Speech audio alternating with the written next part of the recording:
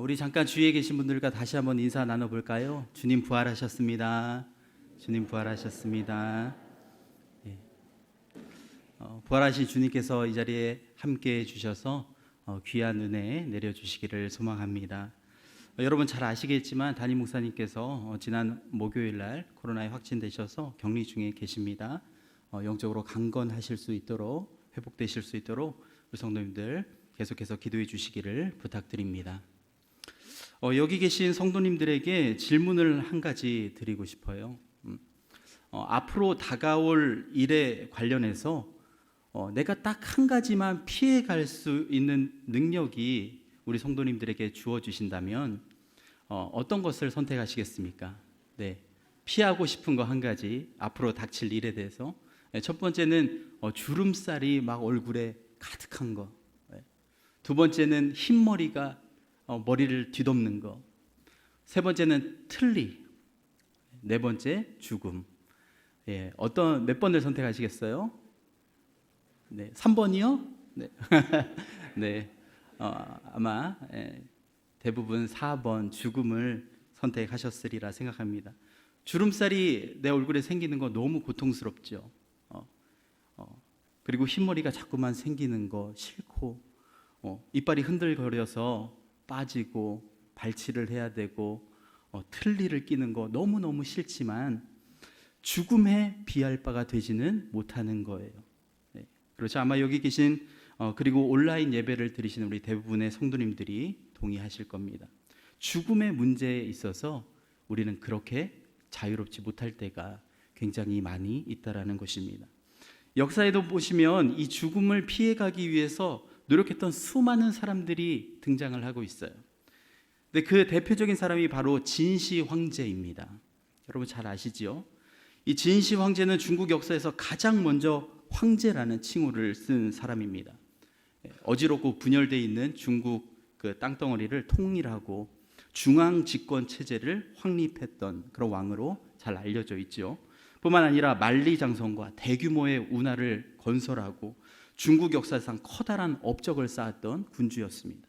엄청난 업적으로 존경을 받기는 했는데 동시에 그는 무고한 대신들과 학자들을 학살하고 화려한 향락 생활에 빠져버린 방탕하고 포악한 군주라는 나쁜 이미지도 동시에 갖고 있는 황제였습니다. 그러던 그가 어느 날 점점 노쇠해가는 자신의 얼굴을 보게 되는 것이죠. 거울을 보다가 내가 이렇게 늙어가면 안 되는데, 내가 죽는 거 아닐까, 이런 생각이 든 거예요. 그래서 영원히 죽지 않고 살 수 있는 불로장생의 꿈을 키워가게 됩니다. 그는 전국에 정가를 보내서 불로장생을 가능케 하는 불로초를 구하게, 사람들을 대대적으로 모집하게 이르는 것이죠. 진시 황제의 말도 안 되는 꿈을 간파했던 서복이라는 사람은 자신이 신선들만 살고 있는 곳을 알고 있는데 그곳에 불로초가 자란다고 그렇게 이야기를 하는 것입니다. 서복의 감원 이설에 넘어간 진시 황제는 엄청난 금은보화와 시녀들을 하사하고 그로 하여금 불로초를 구해오도록 지시했습니다. 그런데 이 서복이라는 사람은 동쪽 섬나라로 떠나서 다시는 돌아오지 않았다고 전해지죠. 천하를 가졌던 진시 황제도 서복이라는 사기꾼에 완전히 사기를 당하게 된 거예요. 결국 당대 최고의 황제였던 진시 황제도 죽음을 피하지는 못했습니다. 50세의 나이에 별세를 하게 되었던 것이죠. 이 세상에서 모든 것을 소유하고 엄청난 부와 명예를 가지고 있었던 진시 황제도 죽음만큼은 피할 수 없었다라는 거예요. 인류의 과학 문명이 발달되어서 생명공학이 상상을 초월할 수 없도록 발전을 했기에 이제 기술력으로 죽음의 문턱을 넘어섰다라고 한간에서는 이야기를 하지만 글쎄요, 하나님께서 정하신 이치를 피조물인 인간이 뛰어넘을 수 있을지. 죽음을 조금 늦출 수는 있겠지만 절대로 죽음을 피할 수는 없을 것입니다. 이 세상 그 어떤 황제도 생명공학 기술로도 죽음을 이길 수는 없습니다. 그런데 죽음을 이기신 분 이야기가 오늘 성경에 등장을 하고 있는 것이죠. 누구입니까? 바로 예수 그리스도. 우리의 구원주 되시는 예수 그리스도가 바로 그 죽음의 권세를 이기셨습니다. 아니 목사님, 그런데 그 죽음을, 예수님께서 죽음의 권세를 이기신 것과 나의 죽음이 도대체 무슨 상관이 있는 것입니까? 물으신다면 매우 깊은 상관이 있다고 말씀드리고 싶어요. 어떻게 내 죽음과 예수 그리스도의 부활이 상관이 있는 것일까? 바라기는 오늘 부활의 증인 말씀을 통해서 꼭 우리 성도님들 해답을 찾으시고 죽음의 권세를 이겨내시는 귀한 은혜가 있으시기를 간절히 축원합니다. 자, 오늘 말씀해 보시면 10절에 막달라 마리아라고 하는 사람이 등장을 하죠. 다른 여인들과 함께 등장을 하는데요. 우리 성도님들께서 자주 성경책에서 보셨던 인물이라고 생각됩니다. 막달라는요, 지명 이름이에요. 그래서 갈릴리 호수 서쪽 항구인 디베랴의 북서쪽으로 5km 정도 떨어져 있는 곳에 위치해 있는 작은 마을이라고 하는데요. 여러분 어딘지 정확히 모르시겠죠? 저도 잘 모릅니다. 그래서 그런 마을이 있겠구나 이렇게 생각하시면 돼요. 이스라엘의 작은 마을 막달라에서 출신인 여인인 거예요. 사실 이 막달라 마리아 이름이 굉장히 특이하죠. 그렇지 않습니까? 제가 어렸을 때 이제 주일학교를 다녔는데요. 그 주일학교에서 자주 성경 퀴즈를 했어요. 넌센스 퀴즈도 성경에서 하고. 근데 어느 날 선생님이 성경 퀴즈를 내주시는데 성경 이름 중에 가장 무례한 이름이 뭐냐고 물어보시는 거예요. 성경 퀴즈를 내주시는 거예요. 가장 성경에서 무례한 이름 뭘까? 제가 그 당시에 다녔던 주일학교가 굉장히 컸거든요. 초등부가 한 200명 가량 되는 큰 교회였는데 아무도 맞추지 못했습니다. 도대체 성경에서 가장 무례한 이름이 뭘까? 여러분 누구일까요? 네, 한 3분 정도는 아직도 감이 안 오시는 것 같은데 대부분 아시는 것 같습니다. 막달라 마리아. 그냥 달라고 하면 좋겠는데 막 달라고 하니까 가장 무례한 여인으로 그렇게 알고 있는 것이죠. 웃자고 제가 말씀드린 거고요. 절대로 막달라 마리아가 무례한 사람이 아닙니다. 네. 막달라라고 하는 지역 출신인 여인인 거예요. 마리아라고 하는 이름은요, 성경에 굉장히 많이 등장을 합니다. 우리가 잘 알고 있는 예수님의 어머니 마리아가 있고요. 야고보와 요셉의 어머니 마리아가 있고, 또 베다니의 마리아, 마가라고 하는 요한의 어머니 마리아, 그리고 막달라 마리아입니다. 마리아라고 하는 이름이 성경에 자주 등장을 하는 것으로 봐서 우리가 생각할 수 있는 것은 이 이름이 흔한 이름일까요? 아니면 독특한 이름일까요? 예, 흔한 이름이었다라는 거예요. 굉장히 흔한 이름이었다. 요즘으로 말하면 영희, 미영희, 미숙이 이런 이름 가지신 분들 죄송합니다. 네, 이런 이름이었으리라 생각합니다. 그런데 여러분, 이 막달라 마리아에게는요 매우 큰 상처가 있었어요. 매우 아픈 과거가 있었던 여인입니다. 마가복음 16장 9절에는 그녀를 소개할 때에 7 귀신이 떨어져 나간 여인이다 이렇게 이야기를 하고 있습니다. 어떤 사람에게 여러분 귀신 하나만 붙어 있어도 쉬운 일이 아니잖아요. 굉장히 나를 힘들게 할 텐데 7 귀신이나 그녀에게 들어가 있어서 그녀를 괴롭히고 있었다라는 거예요. 당연히 이러한 귀신의 지배를 받는 삶 가운데 그녀의 삶은 평안하지 않았을 거고요. 죄악된 삶을 살았을 거예요. 물론 성경 어디에도 그녀가 창녀였다라는 이야기는 여러분 나오지 않고 있습니다. 요한복음 8장에 나오는 간음하다 잡힌 여인도, 나드 향유 한 옥합을 깨뜨리고 그것을 예수님의 머리에 부은 여인도 쉽게 막달라 마리아라고 간주하곤 하는데요. 여러분 정확한 근거 없이 마리아인데 창녀라고 하니까 죄인 막달라 마리아겠거니 그렇게 생각하는 것은 잘못됐다는 생각이 듭니다. 거의 성경에 나오는 이제 성경에 막달라 마리아라고 나오는데 죄인이라고 하면 막달라 마리아 아니야? 이렇게 생각하곤 한다는 것이죠. 절대 근데 그렇지 않습니다. 어쨌든 분명한 것은 그녀가 창녀가 아니라고 할지라도 그녀는 죄악된 삶을 살았던 여인이라는 거예요. 그러던 그녀가 예수님을 만나게 되고 그녀의 인생은 180도로 변하게 됩니다. 그녀는 예수님을 통해 죄사함을 받은 후에 단 한순간도 예수님을 떠나지 않았다라는 것이죠. 한 여인의 인생 가운데 주님께서는 개입해 주셔서요, 귀신에게 조종당하는 죄인된 인생에서 예수로 사는 인생이 되게 하셨습니다. 여러분, 우리는 어떻습니까? 예수님 밖에 있었을 때의 내 모습 어떠했는지 여러분 기억나시나요? 여러분, 예수님 안에 있지 않으면요, 우리는 사탄의 조종을 받을 수밖에 없습니다. 7 귀신이 들린 이 막달라 마리아처럼 우리도 사탄에게 조종을 당하는 사람들이었다라는 거예요. 사탄이 주는 끊임없는 유혹에 자유할 수 없는 것이죠. 아니요, 목사님, 저는 예수님 믿지 않았을 때도 사탄의 조종을 받지 않았습니다. 저는 양심적으로 도덕적으로 살았습니다 라고 말씀하시는 분이 계실지 모르겠는데요, 예수 그리스도가 없는 인생은 사탄 마귀의 통치를 받는 인생이 될 수밖에는 없다라는 것입니다. 여러분, 이 세상이 우리에게 주는 메시지가 무엇입니까? 다른 것이 아니라 부와 명예와 권세가 너에게 행복을 가져다 줄 것이다. 너에게 영원을 가져다 줄 것이다. 그것이 너의 하나님이 되어야 한다. 이것을 먹으면 너도 하나님처럼 될 거야. 아담과 하와를 에덴 동산에서 처음 유혹했던 그 유혹으로 사탄은 계속해서 세상에 있는 사람들에게 잘못된 메시지를 주고 있는 거예요. 그래서 많은 사람들이 속아서 넘어가는 것이죠. 한 2주 전인가요? 보험금을 노린 가평 살인 사건이 있었잖아요. 한 여인이 남편의 생명 보험금을 노리고 범행을 자행했습니다. 계곡에 가서 수영을 못하는 남편에게 다이빙을 해라. 그래서 거기서 이제 죽이게 되는 것이죠. 아니, 어떻게 그럴 수 있을까? 그래도 남편인데, 결혼을 해서 함께 살았던 남자인데 어떻게 그렇게 치밀하게 계획을 세우고 죽일 수 있을까? 참 무섭지요. 그래서 요즘 우스갯소리로 남편과 아내가 서로 그런다고 합니다. 해치지 않을 테니까 생명보험 들라고. 괜찮으니까. 네. 저도 굉장히 고민이 되더라고요. 생명보험 들어야 되나? 제가 아내에게 무슨 실수를 했는데 계곡에 가자고 하면 어떠나? 이런 생각도 들고요.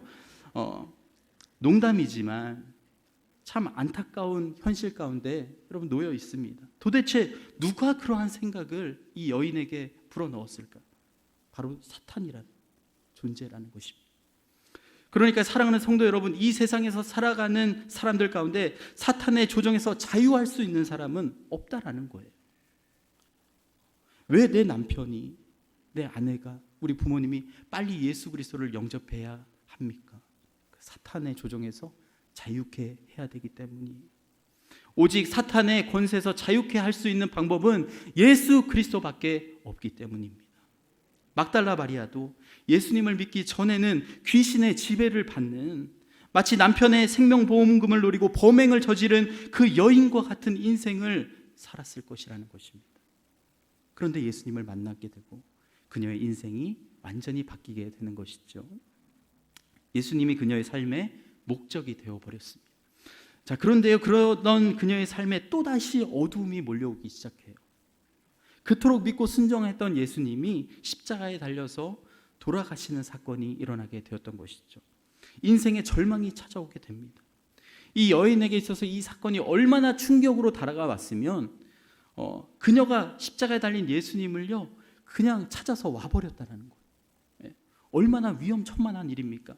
혹시 예수님의 제자라는 사실이 발각이 날 때에 그녀도 무사하지 못할 텐데 그냥 그 십자가 밑으로 달려나왔어요. 예수님의 12제자들도 대부분 도망을 간 상황 가운데 이 막달라 마리아는 끝까지 예수님을 포기할 수 없어서 그 십자가 밑으로 나오는 것입니다. 눈물로 그 모습을 지켜보는 거예요. 예수님이 죽었다는 소식은 그녀에게 있어서 너무나 큰 충격이었고 아픔이었다는. 막달라 마리아는요, 예수님 때문에 이제 다시 새로운 삶을 살게 되고 예수님을 따라다니며 은혜를 받았습니다. 그런데 그녀에게는 신앙적인 한계가 있었어요. 예수님께서 죽었다는 소식으로 인해 삶에 엄청난 고난과 절망감이 찾아오게 되는 것입니다. 그녀에게도 아직 죽음의 권세를 이길 수 있는 그 믿음이, 능력이 없었던 것입니다. 예수님께서 부활하신다는 말씀을 듣기는 했을 뿐 그 말씀을 기억하지 못하고 믿지 못하고 그것이 이루어질 것을 소망하지 못하고 있으니 당연히 마음 가운데 두려움과 공포가 있었을 뿐이에요. 우리 성도님들의 삶에도 어두움이 몰려올 때가 있으셨을 것이라 생각됩니다. 이 어두움이 나를 좀 피해갔으면 좋겠는데, 나의 삶에도 인생의 먹구름이 비치고 아픔과 고통의 시간이 다가오는 것입니다. 코로나로 인해서 엄청난 재정의 문제가 생기고 파산이 나고 남편의 건강에 문제가 생기고 자녀에게 문제가 생기고 암세포가 발견이 되고 또한 죽음의 그림자가 내 앞에 서서히 나타나게 되는 거예요. 예수님을 잘 믿고 살아가는 성도들에게도 너무 절망스러운 이런 일들이 찾아올 때 우리는 이겨내기가 쉽지가 않습니다. 지난주에도 우리 성도님들이 너무나 사랑하시는 우리 고 이윤순 권사님께서 하나님의 품에 안기셨습니다.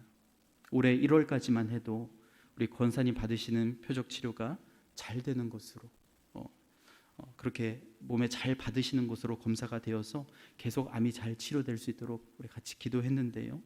하나님께서 우리 권사님 너무나 사랑하신 것 같아요. 빨리 보고 싶으셨던 것 같아요. 그래서 하나님께서 결국에 부르셨습니다. 권사님을 신방하면서 저는 여러 번 충격을 받았어요. 항암 치료를 받으시는 고통과 죽음의 그림자 가운데서도 권사님은 죽음을 두려워하지 않으셨습니다. 하나님을 원망하시지 않으셨고요. 권사님이 왜 이러한 아픔을 당해야 하는지 울분을 토하지 않으셨어요.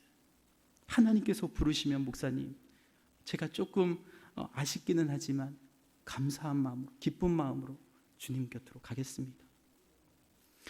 제가 권사님의 마음을 위로하기 위해서 신방을 갔는데 오히려 권사님이 저를 위로해 주시고 저에게 힘을 주셨어요. 그러나 대부분의 성도들에게 있어서 죽음의 권세를 이기는 것은 쉬운 일이 아닙니다. 내가 죽게 되면 어떻게 되는 건가? 마음이 공허해지고 두려움이 몰려 들어오게 되는 것이죠.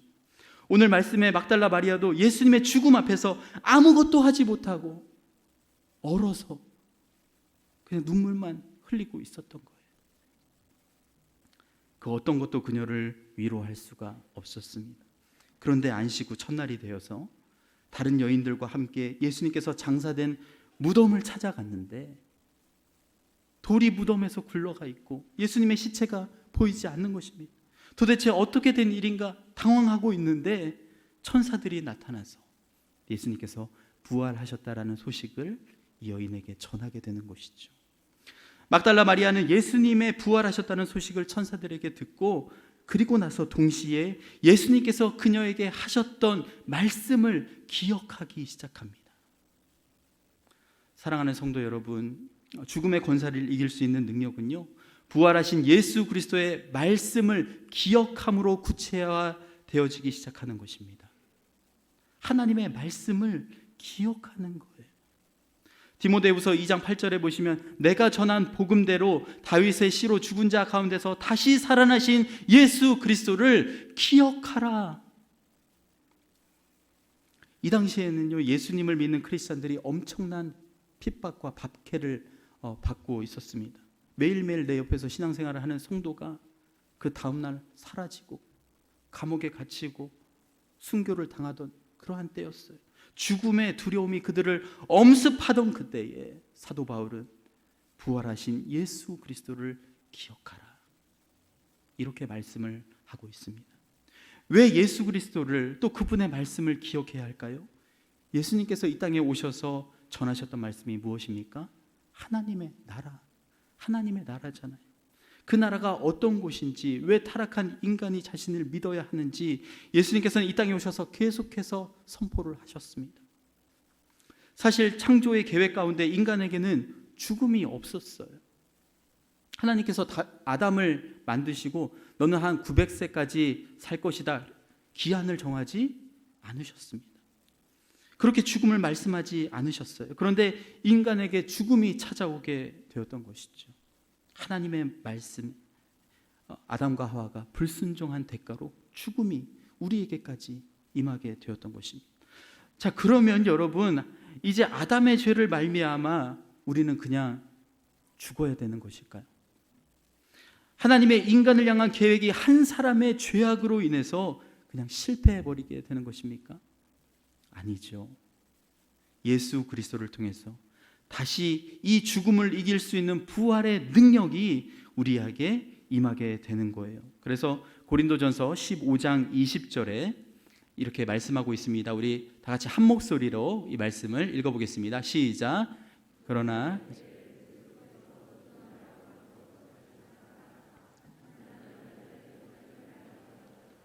아멘. 아담 한 사람 때문에 죄악이 인류에게 들어와서 모두가 죽게 되었는데 하나님께서는 그것을 만회할 또 한 사람을 이 땅에 보내신다라는 거예요. 그 사람이 누구입니까? 예수 그리스도, 부활하신 예수 그리스도이시라는 사실입니다. 그래서 사도 요한은 요한일서 5장 12절에 이렇게 말씀합니다. 아들이 있는 자에게는 생명이 있고 하나님의 아들이 없는 자들에게는 생명이 없느니라. 그렇게 이 부활하신 주님을 믿고 그분의 부활하심을 기억하고 살아가는 것이 바로 이 죽음의 권세를 이길 수 있는 여러분 방법인 줄로 믿으시기 바랍니다. 내 육체는 점점 쇠약해 가고 주름살도 더 많아지고 흰머리도 늘고 노안이 와서 앞에가 잘 안 보이고 전반적인 육체적 생명력이 무너져 가고 있지만 그래서 결국에는 언젠가는 죽음을 만나야겠지만 내 안에 부활하신 예수 그리스도가 있기 때문에 그 부활의 능력으로 주님께서는 나를 살리시고 영원한 생명으로 이끌어내실 줄로 믿습니다. 그 사실을 믿고 기억하는 거예요. 하나님의 말씀을 기억하고 믿어질 때에 그때의 죽음의 권세는 더 이상 우리를 어떻게 할 수가 없다라는 사실입니다. 죽음은 단지 크리스찬들에게 있어서 생명으로 가는, 영생으로 가는 통로라는 사실이에요. 막달라 마리아는 빈 무덤에 서 있는 천사들의 증언을 통해서 예수님께서 이 땅에 계실 때에 부활하실 것이라는 그런 말씀을 기억해냈습니다. 오늘 말씀 7절 8절에 보시면 이르시기를 인자가 죄인의 손에 넘겨져 십자가에 못 박히고 제 3일 만에 다시 살아나야 하리라 하셨느니라 한데 그들이 예수의 말씀을 기억하고 예수님께서 내가 십자가에 못 박혔다가 3일 만에 다시 부활할 것이다, 살아날 것이다 말씀하신 거지 그제야 다시 생각난 것입니다. 그 말씀이 기억나기 시작하고 그들은 정말로 예수님께서 부활하셨다는 사실을 믿게 되었습니다.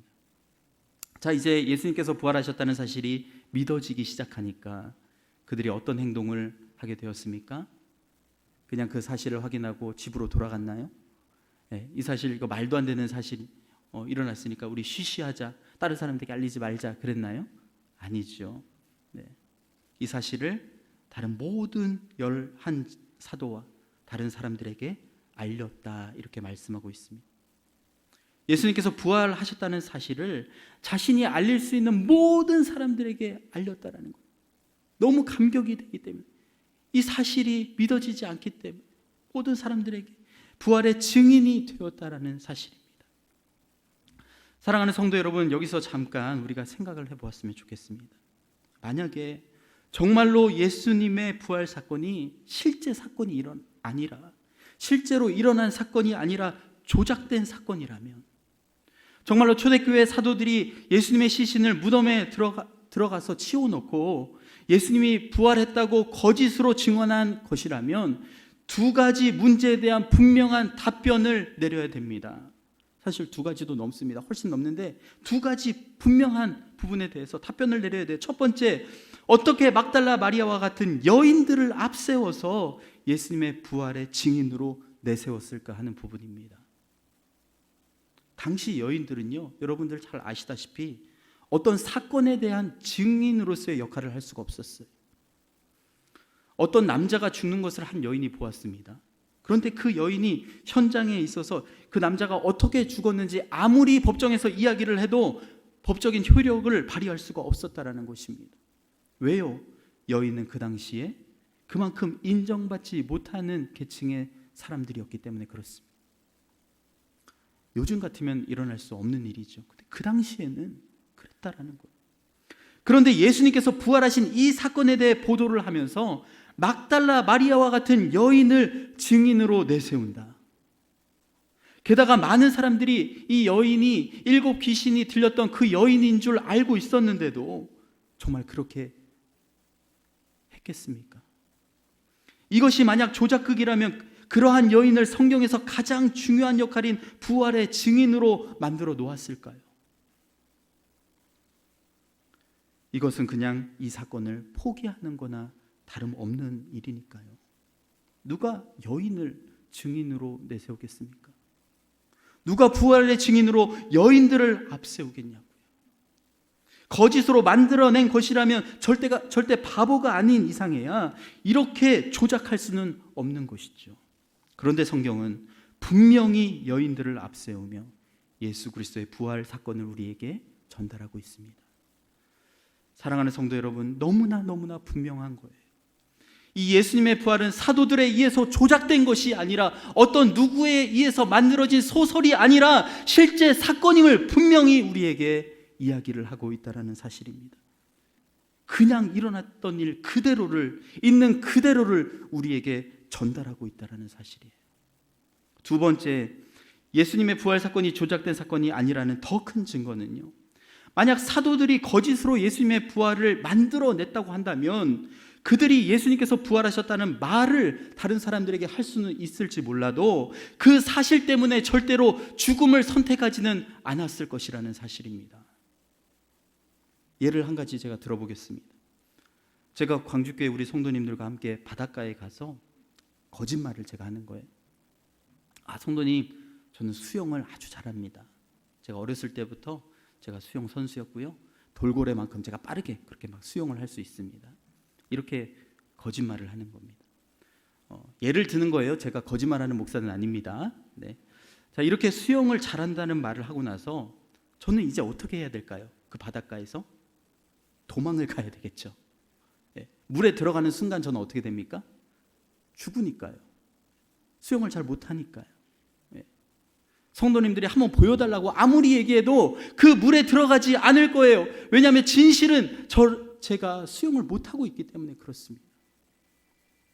만약 사도들이 예수님의 부활을 조작했다고 한다면 절대로 그들이 믿지도 않는 거짓 사실 때문에 죽음을 택할 수 없었을 것이라는 것이죠. 아니, 예수님이 부활하시지도 않았는데, 그 사실을 알고 있는데 어떻게 죽음을 택하겠습니까? 사실도 아닌 일을 가지고 어떻게 그것에 목숨을 걸 수 있겠어요? 누가 그런 말도 안 되는 짓을 하겠습니까? 그런데 여러분, 성경이나 문헌에 보시면 예수님의 제자 모두가 순교했다라는 사실을 우리는 보게 되는 거예요. 그들에게 부활에 대한 거짓된 사실이 있었다라고 한다면 예수님께서 하신 모든 말씀이 여러분 거짓인 것이고, 그렇다면 예수님은 하나님의 아들이 아니라 그냥 사이비 종교 집단 교주이신 거죠. 그러한 사이비 교주를 위해 목숨을 걸고 순교를 할 수 있겠습니까? 십자가에 거꾸로 매달려서 죽음을 선택할 수 있겠어요? 아니죠. 절대로 그렇게 할 수 없었을 것입니다. 그들에게는 확신이 있었기 때문에 부활하신 주님의 능력을 통하여 그들도 영원한 생명으로 가리라는, 인도함 받으리라는 사실을 온전히 믿었기 때문에 0.00001%의 의심도 없었기 때문에 그들은 죽음의 권세를 두려워하지 않고 죽음으로 당당히 걸어갈 수 있었던 것입니다. 말씀을 정리하도록 하겠습니다. 이 세상 모든 사람들은 여러분 죽음을 두려워해요. 그리고 그 두려움 때문에 이 세상에 더 집착하려고 합니다. 그 두려움을 미끼로 사탄이 던지는 유혹에 넘어가고요, 그것 때문에 또 고통과 아픔을 당해요. 세상 사람들은 죽음을 뛰어넘을 수 없지만, 그 벽이 한계지만 우리 크리스찬들은 죽음의 권세를 이길 수 있음을 여러분 믿으시기 바랍니다. 그래서 우리는 부활하신 주님을 기억해야 하는 겁니다.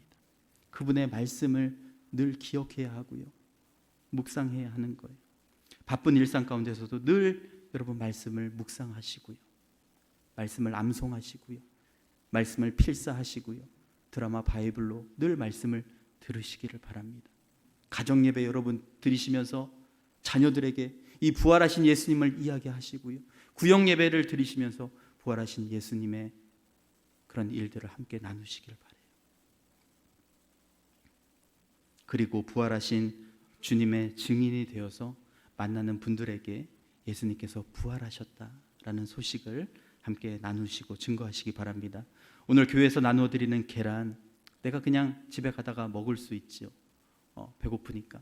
그런데 그것을 내 가족들, 이웃을 위해 가지고 있다가 전달해 주면서 예수님 부활하셨습니다 라고 이야기를 한다면 그것도 참 의미가 있는 일일 것 같습니다. 그러한 모든 과정 가운데, 믿음 가운데 주님께서는 우리 성도님들 삶 가운데 더욱 동행해 주시고 죽음의 권세를 이길 수 있는 능력을 더하여 주실 것입니다. 이제 우리 같이 기도하시겠습니다.